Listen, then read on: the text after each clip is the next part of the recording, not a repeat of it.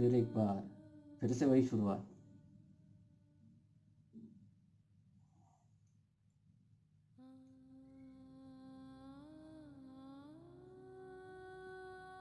मैं नहीं जानता आप मेरे बारे में क्या समझते हैं, मैं कौन हूँ और क्या आशा कर रहे हैं कि मैं आपसे क्या कहने जा रहा हूँ। आप शायद सोचते हो कि मैं इस नाटक में कोई एक निश्चित इकाई हूँ, अभिनेता, प्रस्तुतकर्ता, व्यवस्थापक या फिर कुछ और।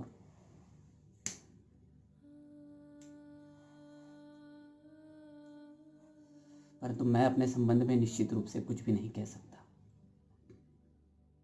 ठीक इसी तरह जैसे इस नाटक के संबंध में कुछ नहीं कह सकता, क्योंकि ये नाटक भी अपने में मेरी ही तरह अनिश्चित है।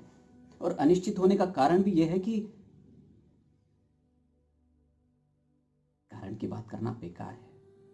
कारण हर चीज का कुछ ना कुछ होता ही है। हालांकि यह आवश्यक नहीं कि जो कारण दिया जाए वास्तविक कारण वही हो,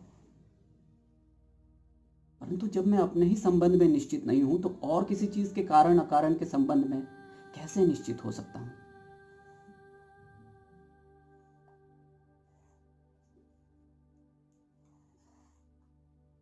वास्तव में मैं कौन हूं, एक ऐसा सवाल है जिसका सामना करना मैंने यहां आकर छोड़ दिया है।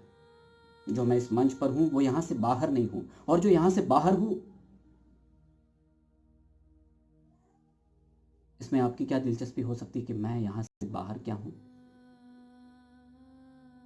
शायद अपने बारे में इतना कहना ही काफी है कि सड़क के फुटपाथ पर चलते आप अचानक जिस आदमी से टकरा जाते हैं वो आदमी मैं हूं। आप सिर्फ घूर कर मुझे देख लेते हैं, इसके अलावा मुझसे कोई मतलब नहीं रखते कि मैं कौन हूं, क्या काम करता हूं, किन किन परिस्थितियों में जीता हूं और किस किस से मिलता हूं। आप मुझसे संबंध नहीं रखते क्योंकि मैं भी आपसे मतलब नहीं रखता। दो टकराने वाले व्यक्ति होने के नाते आप में और मुझ में एक बहुत बड़ी समानता है। यही समानता आप में और उसमें, उसमें और उस दूसरे में, उस दूसरे में और मुझ में।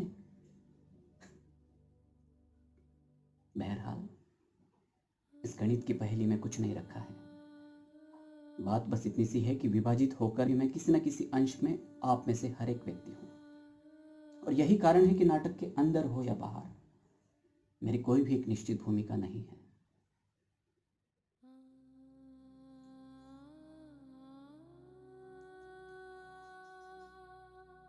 और मैंने कहा था यह नाटक मेरी ही तरह अनिश्चित है। इसका कारण भी यही है कि मैं इसमें हूं और मेरे होने से ही सब कुछ इसमें निर्धारित या अनिर्धारित है। एक विशेष परिवार, उसकी विशेष परिस्थितियां। परिवार दूसरा होने से परिस्थितियां बदल जाती, परंतु मैं वही रहता। इसी तरह सब कुछ निर्धारित करता। इस परिवार की स्त्री के स्थान पर कोई दूसरी स्त्री किसी दूसरी तरीके से मुझे झेलती, या वो मेरी भूमिका ले लेती और मैं उसकी भूमिका लेकर फिर उसे झेलता।